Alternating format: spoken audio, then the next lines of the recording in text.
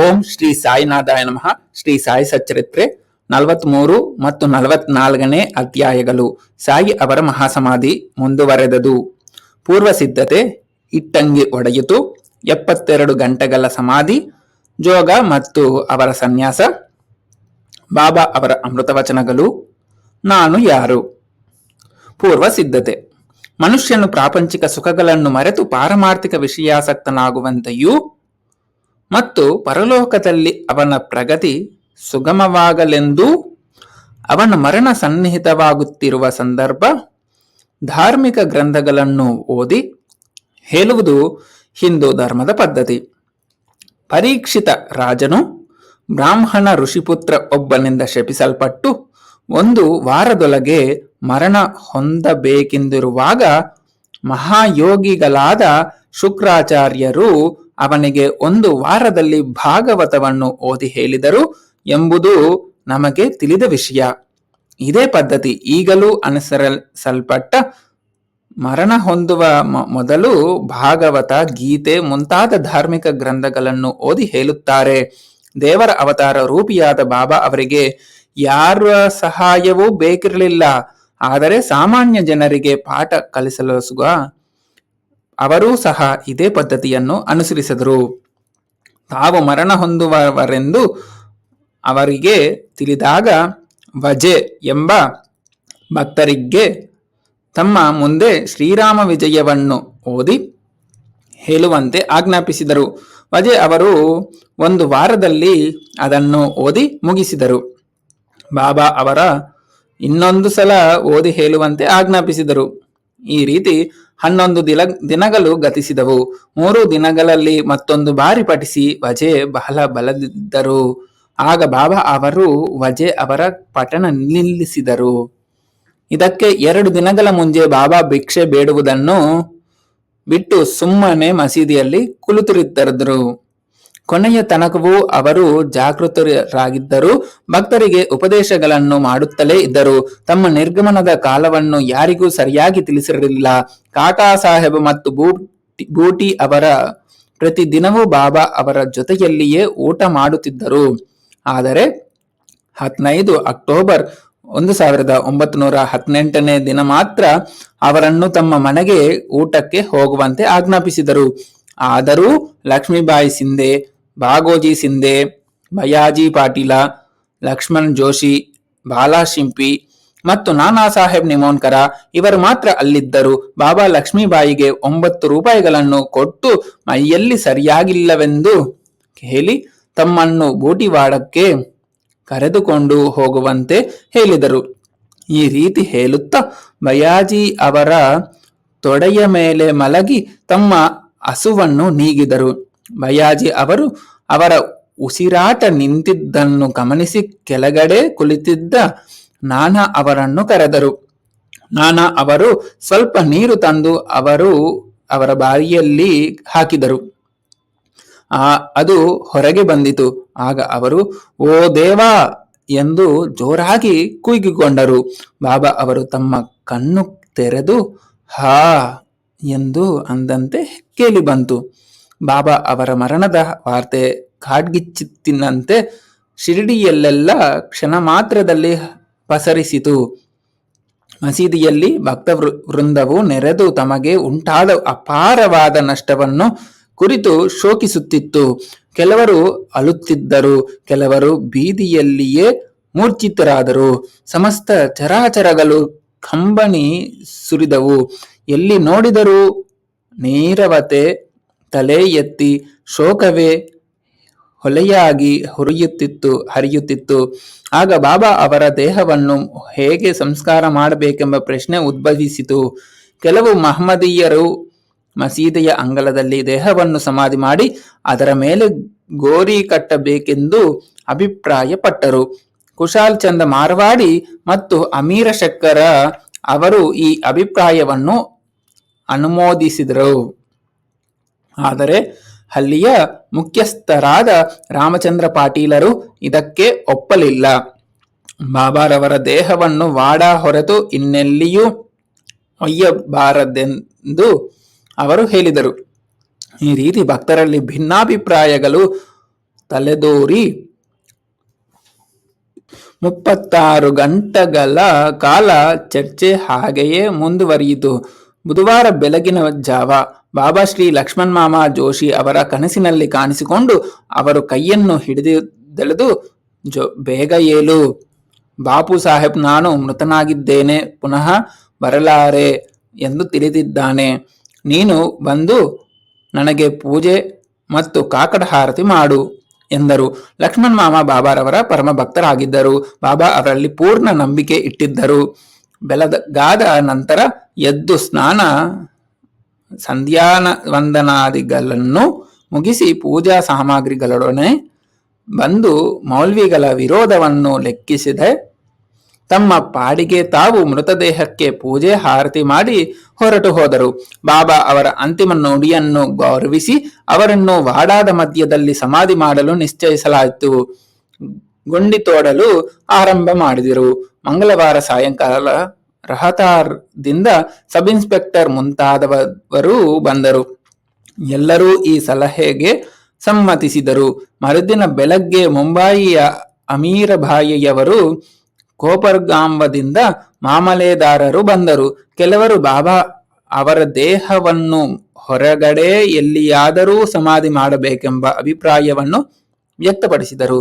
ಇದನ್ನು ಕಂಡ ಮಾಮಲೆದಾರರು ವಿಷಯವನ್ನು ಮತ ನಿರ್ಣಯಕ್ಕೆ ಹಾಕಿದರು. ಬಾಬಾ ಅವರನ್ನು ವಾಡಾದಲ್ಲಿಯೇ ಸಮಾಧಿ ಮಾಡಲು ಭಕ್ತರು ಬಹುಮತದಿಂದ ನಿರ್ಣಯಿಸಿದರು. ಇದನ್ನು ಕಲೆಕ್ಟರ್ ಅವರಿಗೆ ತಿಳಿಸಬೇಕೆಂದು ಕಾಕಾ ಅವರು ಹೊರಡುವುದಲ್ಲಿದ್ದರು. ಆದರೆ ಬಾಬಾ ಅವರ ಕೃಪೆಯಿಂದ ಅಲ್ಪಮತೀಯವರ ಅಭಿಪ್ರಾಯ ಬದಲಾಯಿತು. ಎಲ್ಲರೂ ಒಮ್ಮತದಿಂದ ವಾಡಾದಲ್ಲಿ ಸಮಾಧಿ ಕಾರ್ಯ ನಡೆಯಬೇಕೆಂದು ತೀರ್ಮಾನಿಸಿದರು. ಬುಧವಾರ ಸಾಯಂಕಾಲ ಬಾಬಾ ಅವರ ಶರೀರವನ್ನು ತಂದು ಮುರಳೀಧರನ ಪ್ರತಿಮೆಗೋಸ್ಕರ ಮೀಸಲಾದ ಗರ್ಭಗೃಹದಲ್ಲಿ ಸಮಾಧಿ ಮಾಡಲಾಯಿತು. ನಿಜಕ್ಕೂ ಬಾಬಾ ಅವರೇ ಮುರಳೀಧರನಾಗಿ ವಾಡಾ ದೇವಾಲಯವಾಗಿ ಪವಿತ್ರ ಪೂಜಾ ಸ್ಥಳವಾಯಿತು. ಬಾಬಾ ಅವರ ಉತ್ತರ ಕ್ರಿಯೆಯನ್ನು ಬಾಲಾಸಾಹೇಬ್ ಬಾಟೆ ಉಪಾಸನೆ ಮತ್ತು ಜೋಗ ಅವರು ಸಾಂಗವಾಗಿ ನೆರವೇರಿಸಿದರು. ಇಟ್ಟಂಗಿ ಒಡೆಯಿತು. ಬಾಬಾ ಅವರ ಪರಲೋಕ ಯಾತ್ರೆಗೆ ಸ್ವಲ್ಪ ದಿನಗಳ ಮುಂಚೆ ಆ ಘಟನೆಯನ್ನು ಸೂಚಿಸುವ ಒಂದು ಶಕುನವಾಯಿತು. ಯಾವಾಗಲೂ ಬಾಬಾ ಅವರು ಕೈಯಿಟ್ಟು ಹೊರಗಿ ಕುಳಿತುಕೊಳ್ಳುತ್ತಿದ್ದ ಒಂದು ಇಟ್ಟಂಗಿ ಅನೇಕ ವರ್ಷಗಳಿಂದ ಮಸೀದಿಯಲ್ಲಿತ್ತು.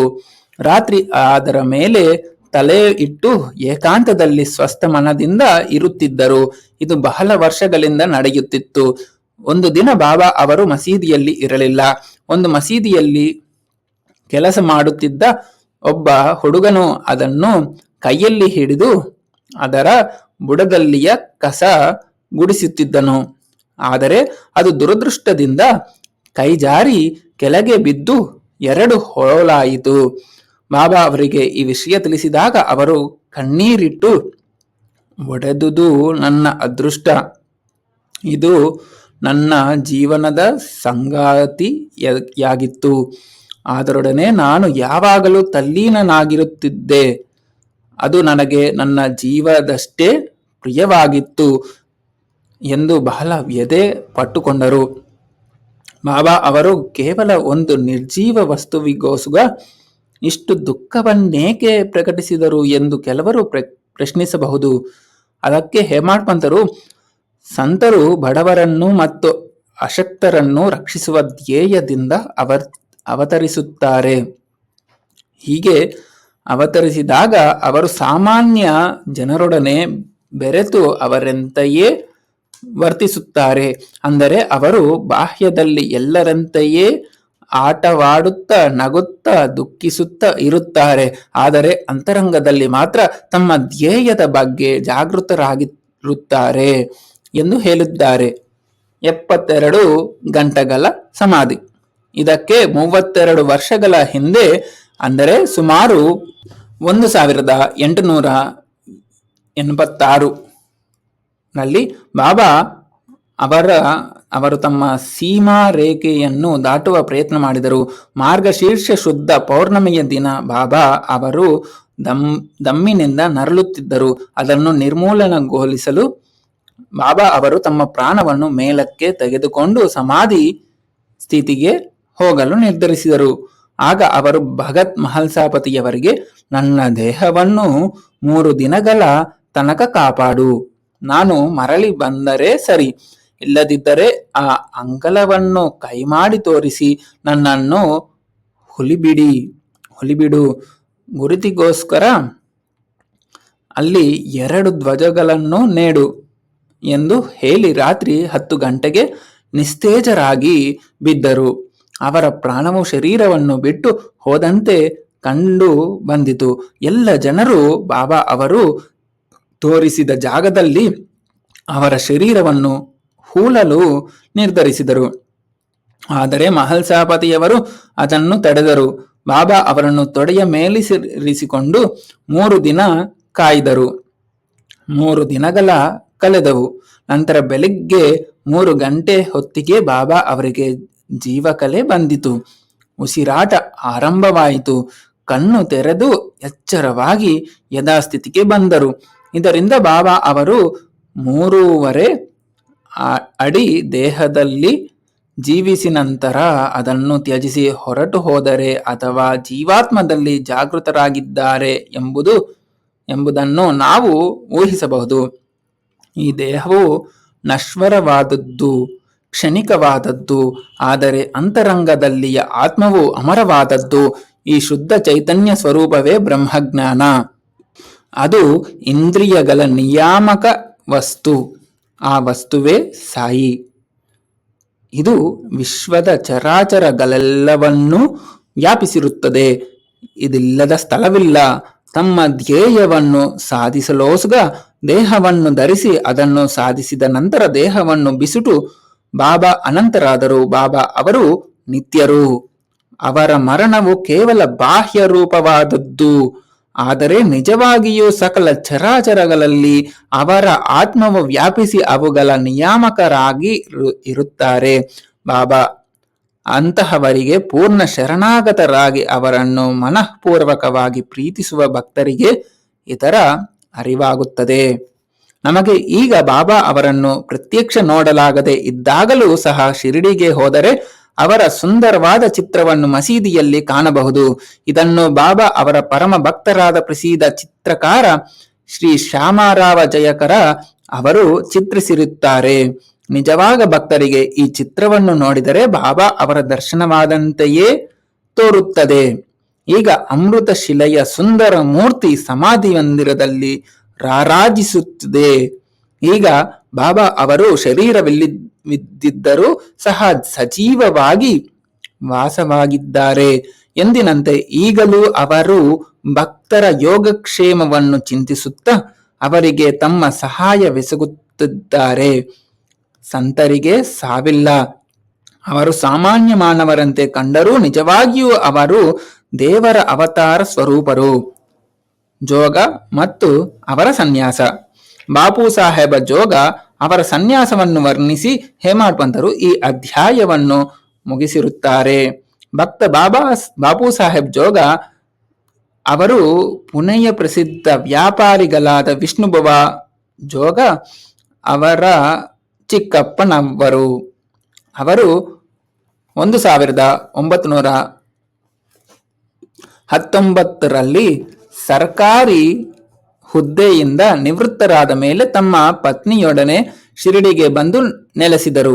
ಅವರಿಗೆ ಸಂತಾನ ಪ್ರಾಪ್ತಿ ಇರಲಿಲ್ಲ. ಜೋಗ ದಂಪತಿಗಳು ಬಾಬಾ ಅವರನ್ನು ಭಕ್ತಿಯಿಂದ ಪೂಜಿಸುತ್ತಾ ಕಾಲ ಕಳೆಯುತ್ತಿದ್ದರು. ಮೇಘ ಅವರ ಮರಣದ ನಂತರ ಬಾಪು ಅವರೇ ಬಾಬಾ ಅವರಿಗೆ ಮಸೀದಿಯಲ್ಲಿ ಆರತಿ ಮುಂತಾದವುಗಳನ್ನು ಮಾಡುತ್ತಿದ್ದರು. ಇದು ಅವರ ಸಮಾಧಿ ತನಕ ನಡೆಯಿತು. ಜ್ಞಾನೇಶ್ವರಿ ಮತ್ತು ಏಕನಾಥ ಭಾಗವತವನ್ನು ಓದಿ ಅರ್ಥ ವಿವರಿಸುವ ಕೆಲಸವೂ ಇವರ ಪಾಲಿಗೆ ಬಂದಿತು. ಅನೇಕ ವರ್ಷಗಳ ಕಾಲ ಸೇವೆ ಮಾಡಿದ ನಂತರ ಜೋಗ ಅವರು ಬಾಬಾ ಅವರನ್ನು ಕುರಿತು, ನಾನು ನಿಮ್ಮಲ್ಲಿ ಬಹಳ ದಿವಸಗಳಿಂದ ಸೇವೆ ಸಲ್ಲಿಸುತ್ತಿದ್ದೇನೆ. ಆದರೂ ನನ್ನ ಆತ್ಮಕ್ಕೆ ಶಾಂತಿ ದೊರಕಲಿಲ್ಲ. ಸಂತರ ಸಂಪರ್ಕದಿಂದಲೂ ಸಹ ನನ್ನ ಸ್ಥಿತಿ ಉತ್ತಮಗೊಂಡಿಲ್ಲ. ನೀವು ಯಾವಾಗ ನನ್ನನ್ನು ಆಶೀರ್ವದಿಸುತ್ತೀರಿ ಎಂದು ಕೇಳಲು ಬಾಬಾ ಅವರು, ಸ್ವಲ್ಪ ಕಾಲದಲ್ಲಿಯೇ ನಿನ್ನ ಕರ್ಮವು ಸವೆಯುವುದು. ನಿನ್ನ ಪಾಪಗಳು ಸುಟ್ಟು ಬೂದಿಯಾಗುವುವು. ಆಗ ನಿನ್ನನ್ನು ಆಶೀರ್ವದಿಸುತ್ತೇನೆ. ನೀನು ಆಗ ಅರಿಷಡ್ವರ್ಗಗಳಿಂದ ಮುಕ್ತನಾಗುವೆ. ಅಂದು ಸನ್ಯಾಸವನ್ನು ಸ್ವೀಕರಿಸು ಮತ್ತು ದೇವರ ಸೇವೆ ಮಾಡು ಎಂದು ಉತ್ತರಿಸಿದರು. ಕೆಲವು ದಿನಗಳ ನಂತರ ಬಾಬಾ ಅವರ ಮಾತುಗಳು ನಿಜವಾದವು. ಅವರ ಪತ್ನಿಯು ಮೃತಳಾದಲು ಅವರಿಗೆ ಮಮತೆಯು ದೂರವಾಯಿತು. ಅಂದಿನಿಂದ ಸನ್ಯಾಸಾಶ್ರಮವನ್ನು ಸ್ವೀಕರಿಸಿ ತಮ್ಮ ಜೀವನದ ಗುರಿಯನ್ನು ಬಾಪು ಸಾಹೇಬ ಸಾಧಿಸಿದರು. ಬಾಬಾ ಅವರ ಅಮೃತ ವಚನಗಳು. ಯಾರು ನನ್ನನ್ನು ಪ್ರೀತಿಯಿಂದ ನೋಡಬಯಸುತ್ತಾರೆಯೋ ಅವರು ನನ್ನನ್ನು ಕಾಣುತ್ತಾರೆ. ನಾನಿಲ್ಲದ ಜಗತ್ತು ಅವರಿಗೆ ಶೂನ್ಯವಾಗಿ ಕಾಣುತ್ತದೆ. ಅವರು ನನ್ನ ಲೀಲೆಗಳ ವಿನಃ ಬೇರೆ ಎದನ್ನೂ ಹೇಳಬಯಸುವುದಿಲ್ಲ. ಅವರು ನಿರಂತರವಾಗಿ ಯಾವಾಗಲೂ ನನ್ನನ್ನೇ ಧ್ಯಾನಿಸುತ್ತಾ ಯಾವಾಗಲೂ ನನ್ನ ನಾಮವನ್ನೇ ಉಚ್ಚರಿಸುತ್ತಾರೆ. ಯಾರು ನನ್ನಲ್ಲಿ ಪೂರ್ಣ ಶರಣಾಗತಿಯನ್ನು ಹೊಂದಿ ನನ್ನನ್ನೇ ಸ್ಮರಿಸುತ್ತಾರೆಯೋ ಅವರಿಗೆ ನಾನು ಚಿರಋಣಿ. ಅವರಿಗೆ ಮುಕ್ತಿಯನ್ನು ದೊರಕಿಸಿಕೊಟ್ಟು ನಾನು ಋಣಮುಕ್ತನಾಗುತ್ತಾನೆ. ಯಾರು ನನ್ನನ್ನು ಸದಾ ಧ್ಯಾನಿಸುತ್ತಾ ನನಗೆ ಮೊದಲು ಅರ್ಪಿಸದೆ ತಾವು ಏನನ್ನೂ ಸ್ವೀಕರಿಸುವುದಿಲ್ಲವೋ ಅಂದವರ ಅಧೀನನು ನಾನು.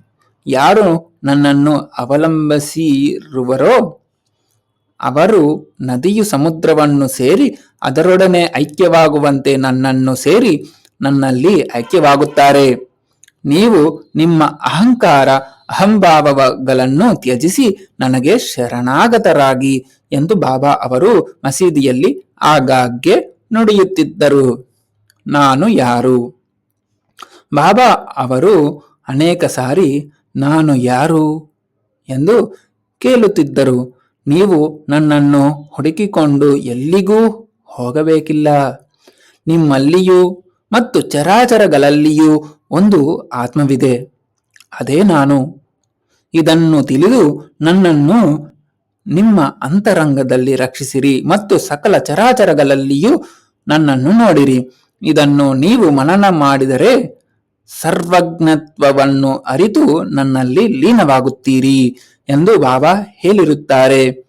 ಆದುದರಿಂದ ಹೇಮಾಡ್ ಪಂತರು ವಾಚಕರಿಗೆ ನಮಸ್ಕರಿಸಿ ಎಲ್ಲ ದೇವರನ್ನು, ಸಂತರನ್ನು, ಭಕ್ತರನ್ನು ಪ್ರೀತಿಸಿ ಗೌರವಿಸಬೇಕೆಂದು ಬೇಡಿಕೊಂಡಿರುತ್ತಾರೆ. ಯಾರು ಇತರರನ್ನು ಆಕ್ಷೇಪಿಸಿ ನಿಂದಿಸುತ್ತಾರೆಯೋ ಅಂಧವರು ನನ್ನ ಹೃದಯವನ್ನು ಚುಚ್ಚಿದಂತೆ ನನ್ನನ್ನು ಗಾಯಪಡಿಸಿರುತ್ತಾರೆ. ಆದರೆ ಯಾರು ತಾಳ್ಮೆಯಿಂದ ಇರುತ್ತಾರೆಯೋ ಅವರು ನನ್ನ ಪ್ರೀತಿಗೆ ಪಾತ್ರರಾಗುತ್ತಾರೆ ಎಂದು ಬಾಬಾ ಅವರು ಅನೇಕ ಸಲ ಹೇಳಿದ್ದಾರೆ. ಈ ರೀತಿ ಬಾಬಾ ಅವರು ಸಕಲ ಚರಾಚರಗಳಲ್ಲಿಯೂ ವ್ಯಾಪಿಸಿ ಅವುಗಳನ್ನು ಕಾಪಾಡುತ್ತಿರುತ್ತಾರೆ. ಎಲ್ಲ ಜೀವರಾಶಿಗಳನ್ನು ಪ್ರೀತಿಯಿಂದ ಕಾಣುವುದೇ ಅವರ ಧ್ಯೇಯವಾಗಿತ್ತು. ಅವರಿಗೆ ಬೇರಾವುದೂ ಬೇಕಿರಲಿಲ್ಲ. ಇಂತಹ ಅಮೃತವಾಣಿಯು ಯಾವಾಗಲೂ ಅವರಿಂದ ಬರುತ್ತಿತ್ತು. ಯಾರು ಬಾಬಾ ಅವರ ಕೀರ್ತಿಯನ್ನು ಶ್ರದ್ಧೆ ಮತ್ತು ಭಕ್ತಿಯಿಂದ ಹಾಡುತ್ತಾರೆಯೋ ಅಥವಾ ಯಾರು ಅವುಗಳನ್ನು ನಿರಂತರವಾದ ಭಕ್ತಿಯಿಂದ ಕೇಳುತ್ತಾರೆಯೋ ಅಂದವರು ಬಾಬಾ ಅವರಲ್ಲಿ ಐಕ್ಯರಾಗುತ್ತಾರೆ. ಶ್ರೀ ಸಾಯಿ ಪ್ರಣಾಮ. ಶ್ರೀ ಸಚ್ಚಿದಾನಂದ ಸದ್ಗುರು ಸಾಯಿನಾಥ್ ಮಹಾರಾಜ್ ಕಿ ಜೈ. ಹರಿ ಓಂ. ಗುರುದೇವ ದತ್ತ ಕಿ ಜೈ.